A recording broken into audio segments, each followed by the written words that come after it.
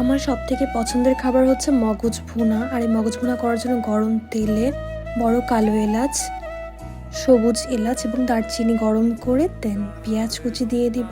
এদিক দিয়ে পেঁয়াজ কুচিটা লাল। আর আমি মগজটাকে সুন্দর করে ধুয়ে কচলে রগগুলো আছে সেগুলো বাদ দিয়ে দিচ্ছি। অনেকেই রগ সহই খেয়ে থাকে, বাট আমার আসলে ভালো লাগে না। আর আমার মগজটা ফ্রিজিং করা ছিল, দ্যাটস ওয়াই এরকম চাকা চাকা হয়ে আছে।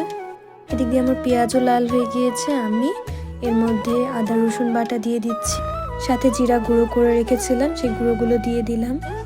পর্যায়ক্রমে অল্প একটু পানি আগেই দিয়ে দিয়েছি আমি, কারণ আমার পেঁয়াজগুলো লাল হয়ে যাচ্ছিল। দেন হলুদ, মরিচ এবং কাশ্মীরি মরিচও দিয়েছি একটু কালারের জন্য। দিয়ে সুন্দর মতো নেড়ে একটু কষিয়ে নিতে হবে পেঁয়াজটা। অবশ্যই লবণ দিতে ভুলবেন না, কারণ আমি ভুলে গিয়েছিলাম, একটু পরে মনে পড়েছে। মগজগুলো সুন্দর করে দিয়ে হালকা নেড়ে ঢাকনা দিয়ে রাখতে পারেন, অথবা চাইলে চুলার আঁচ কিছুটা বাড়িয়ে যখন বলক উঠবে তখন আরেকটু কমিয়ে মিড আঁচ করে আস্তে আস্তে নাড়তে থাকবেন। এবং যখন দেখবেন তেলগুলো বের হয়ে গিয়েছে, ব্যাস তৈরি হয়ে গেল আমাদের ইয়ামি ইয়ামি মগজ ভুনা। এটা ভাত দিয়ে খেতে এত এত এত এত এত মজা, বলার মতো না।